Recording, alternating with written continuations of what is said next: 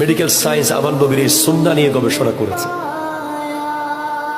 বলে ডান পা আর বাম পার কি কারিশমা আছে।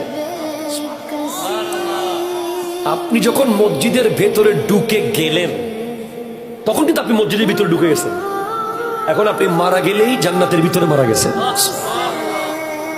আমার নবী যে স্পষ্ট বলেছেন, ইজা মারারতুম বিরিয়াজিল জান্নাহ ফারতাউ, যখন তোমরা জান্নাতের বাগানের পাশ দিয়ে যাবে সেখান থেকে ফল ছিঁড়ে ছিঁড়ে খাবে। সাহাবায়ে কেরাম জিজ্ঞেস করছেন, মা রিয়াজুল জান্নাহ ইয়া রাসূলুল্লাহ? নবীজি বলেন, আল মাসাজিদু কুল্লুহুম রিয়াজুল জান্নাহ, সমস্ত মসজিদগুলো জান্নাতের বাগান।